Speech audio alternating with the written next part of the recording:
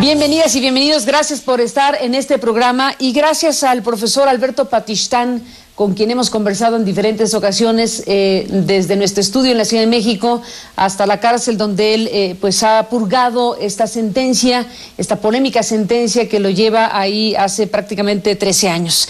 El profesor Alberto Patistán es un profesor chiapaneco que fue sometido a un proceso judicial muy controvertido, un proceso judicial que ha sido cuestionado seriamente en las propias instancias de justicia y que se ha convertido a lo largo de los años en una especie de preso político, una situación muy delicada, un desafío para la justicia que recientemente tuvo su último capítulo en la Suprema Corte de Justicia y después en un tribunal colegiado que determinó no modificar su circunstancia y mantener la situación de su sentencia de 60 años en la cárcel, acusado en su momento y después procesado y sentenciado por el asesinato de 7 policías. Y en este momento tenemos oportunidad, profesor, de conversar con usted, pues precisamente en estos días donde se encuentra en México por razones médicas. Gracias por estar en este programa nuevamente, ahora en persona. Pues claro, muchísimas gracias también por este espacio que me brindan. Pues aquí también daremos a conocer lo que acabas de mencionar. Alberto Patistán, bueno, como hemos dicho, su caso se ha convertido en un caso emblemático, en un verdadero desafío para la justicia en México. Y bueno, muchísimas voces en México, fuera de México, han exigido su libertad. Hemos platicado varias veces, pero creo que no está de más volver a preguntarle, ¿y cómo es que empezó todo? ¿Qué estaba haciendo Alberto Patistán con su vida? ¿Qué hacía en el bosque, en su comunidad? ¿Quién es usted y cómo sucedieron las cosas? Bueno, yo soy de una familia humilde, pobre, no de muchos recursos, porque con qué trabajo vivo con mis hijos en aquel tiempo. Mi trabajo, pues como acabas de mencionar, era yo, pues profesor, ¿no? Daba clases y... ¿Profesor de educación básica, primaria. Entonces, en aquel tiempo, cuando hubo esta bronca que traigo, era yo director de una escuela del albergue, que está en Huitiupán, Chiapas. Entonces, pues mi trabajo que era yo, la que hacía en el bosque, pues siempre de ayudar siempre a todos los compañeros, porque realmente allá donde vivo, pues ahora sí que se apunta más la pobreza.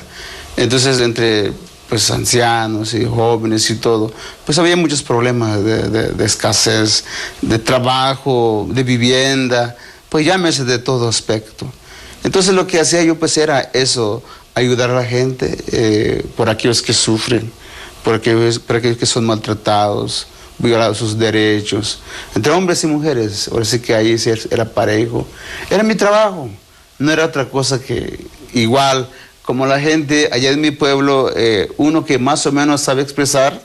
Entonces la gente pobre, la gente humilde, la gente que no puede expresarse en español, pues lo buscan a la persona que más o menos mastique el español. Entonces con eso se refugian, ¿verdad? Para decir, mira, échame la mano por este lado y el otro tal, ¿no? Y es lo que hacía yo.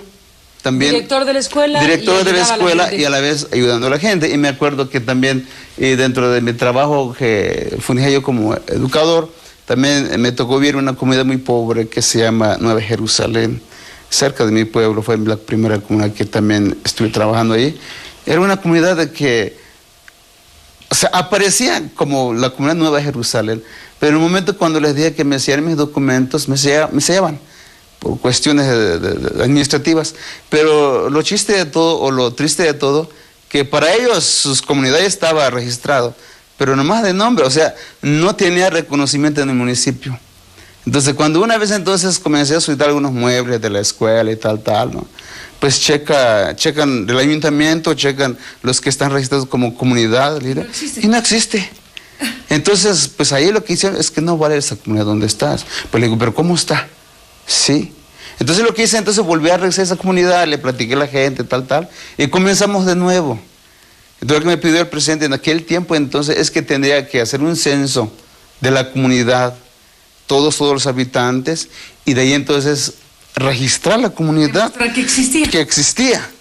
Entonces fue mi primer trabajo que hice. Entonces comenzamos y lo registramos. ¿Y se registró? Y se registró la comunidad y la gente se puso contento con ese pequeño labor que hice y comenzamos. Comenzaron a llegar los muebles y todo eso. Pues porque antes estaba enseñando con un techo de puro nylon. Techo de nylon. Techo de nylon transparente. Entonces, pues los niños y yo... Plástico. Plástico. Entonces sufrían ellos tanto como ellos y yo. Entonces por eso comencé a gestionar los muebles y toda esa cosa, pero me topo con este problema que acabo de mencionar. ¿Pero lo resolvió? Pero lo resolví, entonces llegó todo completo. Pero había otro problema, que la comunidad estaba, pero no de mal, sino en peores condiciones. No tenían casi techo, de puro cartón, pero con hoyos. Viene la lluvia y va adentro de la casa. Entonces comencé a trabajar por allí nuevamente, a ver cómo organizarse con la gente, a echarle la mano, de que ellos buscaran alguna forma de cómo ellos podían obtener algún recurso, alguna vivienda digna. Digna para mí, digo yo, que sea uno de lámina por ahí, pero con eso para la gente es muy valioso. Entonces gestionamos eso, igual lo logramos. Entonces la gente se puso muy contenta porque ahí también les mandó sus láminas, se comenzaron a mejorar otras condiciones por ahí, y la gente muy agradecido. Hasta hoy en día esa gente me manda mensajes. No llegan, porque también la situación económica que les pasa es muy fuerte, pero hay esos recuerdos que tengo, tanto para mí y para ellos. Esos son los trabajos que estuve haciendo, tanto en mi comunidad donde he trabajado, y también así como en mi pueblo. Eso era el trabajo. Eso era el trabajo. Profesor Patistán, déjeme hacer una pausa y regresemos en esta narración.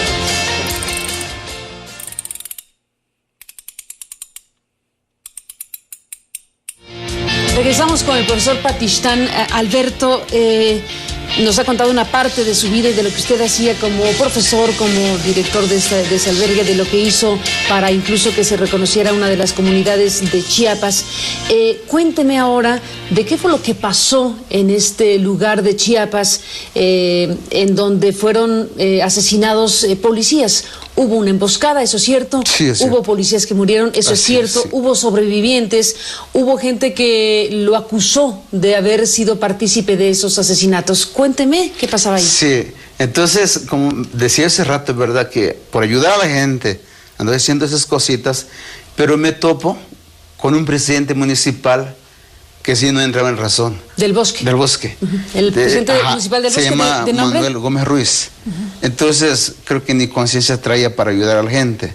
Más lo que llevaba era otra cosa, de meter en la bolsa todos los recursos y nada para la gente. Entonces, y como vuelvo a decir, para la gente, el ayuntamiento del presidente es importante para nosotros, para ellos. Entonces, siempre cuando hay una necesidad, se acuden por ahí, ya no tanto para que les den un recurso económico con el vehículo tan siquiera. Pero ¿qué dice el presidente? Es que el carro está descompuesto. O si dice, el carro está bien, pero no tenemos chofer. O sea, hay obstáculos. Entonces la gente, de mucho tiempo que les pasó así, o sea, no aguantaban. Igual las mujeres, igual. Ahí les daban despensas. Lo triste que para mí eso fue lo que, hasta ahorita, digo que no se vale de que en la tarde anuncia que llegó despensas, ¿no? Que mañana las mujeres tienen que hacer cola temprano para que les den sus despensas. Y las mujeres tan necesitadas como todas, se van haciendo cola desde la madrugada a las 4 de la mañana. Ya están formadas frente a la casa del presidente. Y cuando me doy cuenta, cuando les comienza, ¿qué hora comienza a repartir la despensa? Hasta las 9 de la mañana. O sea, de 4 hasta 5 horas después. 5 horas esperando para que se despierte la esposa del presidente. Municipal. Al municipal, porque es la encargada la que va a repartir. En este caso, del DIF, ¿no? Podemos decir así.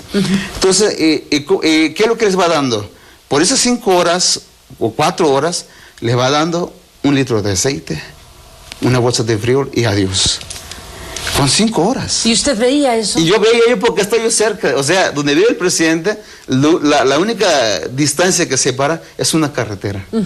Vivo yo al frente. ¿Y qué hizo usted? Entonces la gente, como vuelvo a decir, llegaban conmigo. Y me decía, oiga, Patistán, ¿y no ves qué es lo que nos están haciendo? Le digo, sí, lo estoy viendo. ¿Usted qué quejas tras quejas tras quejas. Y no solamente, también las autoridades comenzaron a buscar qué hay que hacer con este presidente de que los está tratando mal. Y pasó, y para no hacer la larga entonces dijimos, pues es un momento entonces de exigirle que haga algo. Entonces muchas veces, yo no sé, no tengo memoria de cuántas veces me enfrenté con el presidente en una reunión. Le decía, ¿sabes qué, presidente? Le digo, haz las cosas como son. Y él rápidamente se levantaba y entonces me decía, este es un agitador, no le hagan caso, le decía a la gente.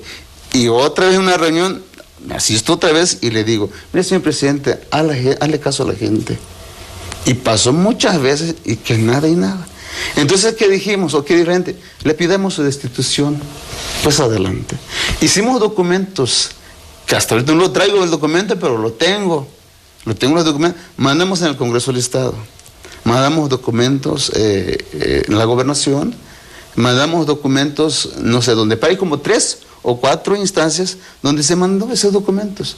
Donde anexamos todo con copia y firmas. Y no solo, sino también lo que hacía el presidente. El por qué nosotros estábamos inconformes. Pues pasó así. ¿Y en eso estaban?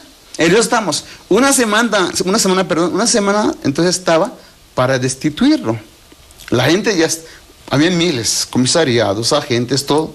Pues ya estábamos listos ya para destituir y poner otro. Cuando surge esta emboscada. Surge la emboscada, entonces fue un día 12 de junio. Yo iba a mi trabajo, normalmente. ¿A la escuela? A la escuela no estaba yo en una reunión. Hay constancias, de hecho el supervisor me extendió una constancia donde él sabe que estuvo en una reunión. Y no solo, sino porque también el 12 de junio se celebró una fiesta en Simón Jovel, que es San Antonio de Padua. Entonces cuando terminé mis compromisos allí en la delegación donde estoy en la supervisión, salgo y voy a echar mi paseo en el pueblo de Simón Jovel porque hay una feria. Entonces platicamos, todo lo normal para mí. Platicamos.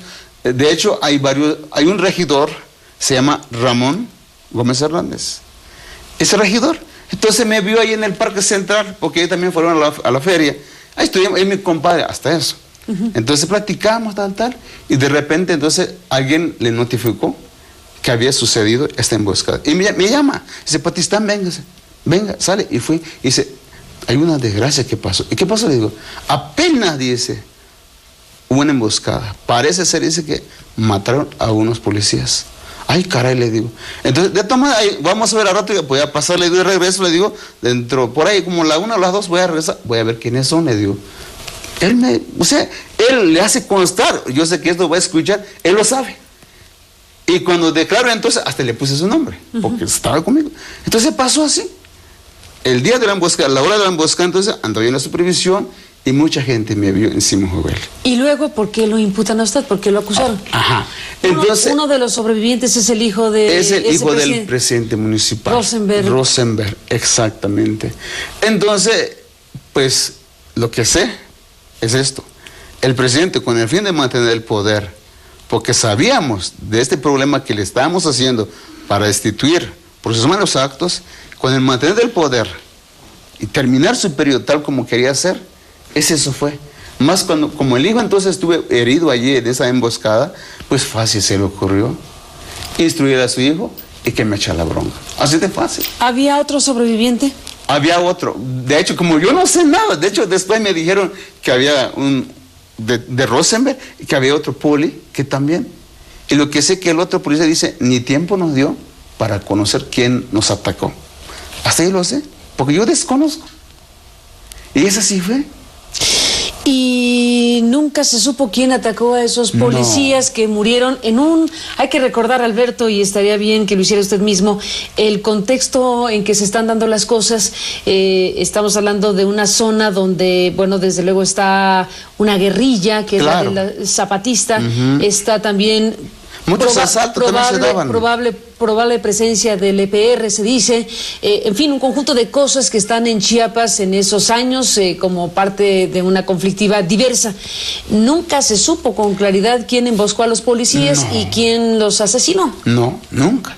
Lo que se puede decir un poquito es que también se dan muchos asaltos, asaltos, también hay gente que se dedicaba a los malos negocios, también se daba, ¿no? Pero es eso, pero tampoco puede ser que fueron estos porque ni yo lo sé quién fueron. ¿Y luego qué pasó? Una vez que lo acusan, entonces lo meten a la cárcel y empieza un proceso del que después de la pausa le pido que hablemos en la parte final de esta conversación. Sí, muy bien, sí.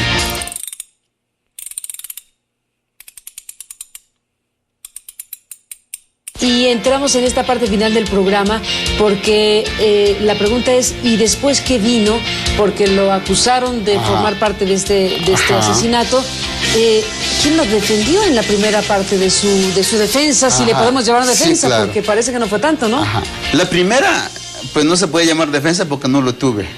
Porque en el momento que me agarran, me llevan, pum, pum, ¿no? Llego ¿A dónde lo llevaron? A la capital, creo, porque ni siquiera me di cuenta porque me pusieron un morral. Cuando me agarran... ¿Morral en la cabeza? Sí, morral en la cabeza. Me agarran entonces del bosque, de allá hasta Tusca, que son como 2 horas y media o 3 horas, pues sin saber hasta dónde iba yo. Me comienzan a interrogar, el Ministerio Público Federal, creo, entre otros por ahí. Pues como yo no tengo conocimiento de estas cosas, o sea, para nada, ¿no? Entonces me comienza a preguntar tal. Pues yo comencé a decir tal como son las cosas, ¿no? O sea, ni defensa, ni nada. Ya había yo dicho todo lo que tenía que decir, ya fue cuando me dicen, llegó una persona, una mujer, se dice, yo soy una defensora pública, o sea, de oficio. Dice, te vengo a defender, pero ¿de qué se había pasado todo? Entonces, me dice, ¿qué dijiste? Pero ya lo dije, ya lo escribieron. ¿Y qué dijo usted? Entonces, porque me preguntaban muchas cosas, ¿no? Que si conozco grupos así como acabas de mencionarme. Aleceta, y un montón de cosas. Le digo, yo no le digo.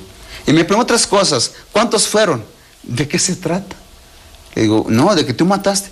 ¿Cuál maté? O sea, todas esas palabras para mí, pues, o sea, desconozco por completo todo. Entonces, lo único que dije ahí es que donde estuve, con quién estuve. Ahí sí lo mencioné todo.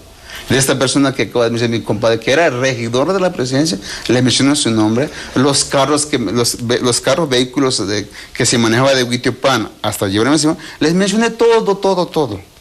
Lo triste, lo desgracia que fue, que cuando llegaron estas personas, el chofer que me llevó de Huitiopan a Simovel, llegaron a testiguar, entre otras personas más. Hay como 3 o 4 que ya no aparecían en el expediente. ¿Los quitaron? Los quitaron. Porque las personas llegaron, porque yo los cité, porque entonces esa abogada entonces la cambié. Tuve otros abogados particulares que se llama Octavio Espinosa, algo se llama el otro. Llegaron, entonces fue que dijeron, solicitaron entonces que los testigos a mi favor de descargo, que se presentaron. Entonces en el momento cuando iban a tener careo o lo que iban a declarar, pues no aparece en el expediente. Entonces, y mucha gente sí. Hasta hoy en día, gracias a Dios, ellos se mantienen porque me vieron. Hasta ese presidente, el regidor entonces que acabo de mencionar, también le puse su nombre. Y mi familia también, como somos compadres, le fueron a decir que quisiera el favor de decir la verdad, no inventarte una cosa, sino tal verdad. Dijo el regidor, es que yo soy regidor de la presidencia. Ya sabe el presidente que si voy, me quita de la chamba. Pero como tengo necesidades de las quincenas con mi esposa, dice, no puedo ir a testiguar con Patistán. Así de plano. Así de plano. Es mi compadre. Y así fue. Pero varios de ellos entonces, así fue. Hay una gráfica que cuando me agarran a mí, me encuentro una agenda que siempre cargo. Entonces había pasado un evento deportivo también, que era una gráfica, yo les mencioné, porque había del 1 hasta el 8, me imagino, 1, 2, 3, 4, y con sus cuadritos. Yo les mencioné la PGR, le digo, esto es que el 1 y el 2 fue el primer, ¿cómo se llama? Los primeros jugadores, el 2 y el 3, así les mencioné. Pero ellos le dan al revés, a ver cómo le manejaron. Es lo que me dice mi abogado, que lo utilizaron dándole vuelta, y me dice, estos fueron los parapetos que utilizaste tú, donde disparaste. Ay, caray, le digo, ¿qué es eso? Y esta gráfica, muchos directores de escuela la tuvieron. Hasta se manifestaron también a informar. Esa gráfica que manejé, tienen muchos maestros que también manejamos en ese evento deportivo. Y muchísimas pruebas puse, pero ni así me lo valieron. Ni así se lo valieron y no se acusó a nadie que no fuera usted y a la otra persona que la liberaron después, a otro que también acusaron. Exactamente, entonces ya estaba en el Cerezo Lemón Cerrueco. En aquel tiempo, hace 13 años. Entonces yo sé, porque yo sé que solito me agarraron a mí. Más cuando me citan entonces, que le llamamos notificación, me notifican que esto, que el otro, y voy en esa ventanilla. Y cuando voy viendo a una persona que se llama Salvador López González, algo así, y le veo que le están diciendo lo mismo delito que yo. Entonces lo que hice yo, terminamos todo, lo llamé a un ladito. Y le digo, ¿sabes qué, Salvador? ¿Dónde vive? Le digo, me dice, ¿dónde vive él? En Unión Progreso, municipio del Bosque. Le digo, si tú hiciste esta bronca, le digo, ¿por qué me echas la bronca a mí también? Y me dice, a eso quería decirte a ti también. Si tú fuiste Patistán, dice, ¿por qué también a mí me está echando la bronca ahorita? ¿Tampoco fue él? Tampoco fue él. Ninguno de los dos. Ninguno de los dos. Eso es lo que fue. Eso es lo que fue en un proceso judicial, bueno, pues lleno de irregularidades, efectivamente. Llenísimo. Como se ha podido ver a lo largo de 13 años y como hemos dicho, este tema que se ha convertido en un caso emblemático por la manera en que sucedieron las cosas de aquel 2001 a la fecha, llegó el asunto hasta la Corte recientemente. La Corte decidió no resolver el fondo del asunto, lo dejó a un tribunal que resolvió, bueno, mantener esta sentencia y como se ha dicho, a usted le quedan dos caminos, que es acudir a la justicia internacional, lo cual puede tardar muchos años. Claro. O bien esperar o una figura del indulto o una figura de la amnistía, o bien que prospere la iniciativa que presentó el senador Javier Corral y que han avalado otros legisladores. Hay un conjunto de voces y de instituciones que están tratando de encontrar la manera en que este caso, que claramente es un caso donde el debido proceso no fue cumplido, bueno, pues se termine de traducir en su libertad. No se sabe cuándo puede hacer esto, pero desde luego hay una enorme expectativa de que así suceda. ¿Usted está preparado para la libertad? Desde un principio sí he sentido la libertad. ¿Por qué dice eso? Porque mi conciencia está limpia, Carmen. Y eso es lo que me mantiene tranquilo. ¿Esa es la verdadera libertad? Es la verdad que siento, porque estoy limpio en conciencia. Ante los ojos de Dios soy inocente y estoy libre. Y es eso. Pues Alberto Patistán, seguiremos conversando en estos tiempos donde ahora está pues atendiéndose sus males médicos y muy atentos a lo que va a ser la respuesta del propio Estado mexicano frente a un caso como el de usted. Yo le agradezco nuevamente que podamos conversar. Muchísimas gracias a usted. Y que sigamos este proceso donde, bueno, pues la gran apuesta es la liberación de usted. Claro que sí. Veremos en qué momento y bajo qué circunstancia, pero hay demasiado en juego y demasiadas voces buscando la manera de que usted salga de la cárcel. Por lo pronto le agradezco nuevamente que esté en esta conversación. Muchísimas gracias. Gracias. Y hasta la próxima. Hasta la próxima. Gracias, profesor. Muchísimas gracias. Que esté muy bien. Gracias. Muy amable. Y a ustedes que nos permitieron acompañarles, pásenla bien y hasta la próxima. Desde hace 14 meses, el abogado Leonel Rivero trabaja en la defensa de Alberto Patistán, un maestro chiapaneco sentenciado a 60 años de cárcel por presuntamente participar en el asesinato de 7 policías. Patistán ya cumplió 13 años en prisión, pero podría quedar en libertad muy pronto, luego de que el Senado aprobara una reforma que permitiría el indulto presidencial para sentenciados en cuyo proceso penal se hayan cometido irregularidades. Es un tema delicado, que la justicia falle y que sea otro poder el que imparta la justicia cuando los que tienen que hacerlo no lo hacen. Creo que eso es también un llamado de atención al Poder Judicial. En septiembre, un tribunal de Chiapas negó la libertad a Patistán, quien se ha negado a pedir un indulto argumentando que es inocente, pero ahora la solicitud no vino de su parte. Si el Ejecutivo o la Cámara se lo conceden, él no sé, lo tendría que aceptar, o sea, él quedaría libre, es una decisión del Ejecutivo. De acuerdo con expertos, esta reforma abre la posibilidad para que en el futuro se revisen casos similares al del profesor chiapaneco. Tenemos un nuevo sistema procesal acusatorio que está entrando en vigor en todo el país. Va a haber un nuevo Código Único de Procedimientos Penales con estándares muy altos. Y sin embargo, tenemos muchos sentenciados con el modelo antiguo que en algunos casos hay que admitir que hubo fallas al debido proceso. Actualmente el presidente solo puede conceder un indulto cuando un ciudadano refleja un alto grado de readaptación social y no haya cometido homicidio, traición a la patria, espionaje, terrorismo, violación o secuestro. Lo que está haciendo el Congreso, y a mí me parece acertado, es abrir esta vía del indulto para que sea mucho más amplia. Hasta ahora el gobierno no se ha pronunciado tras la decisión del legislativo. La reforma necesita ser avalada por la Cámara de Diputados para que el presidente la promulgue y entre en vigor.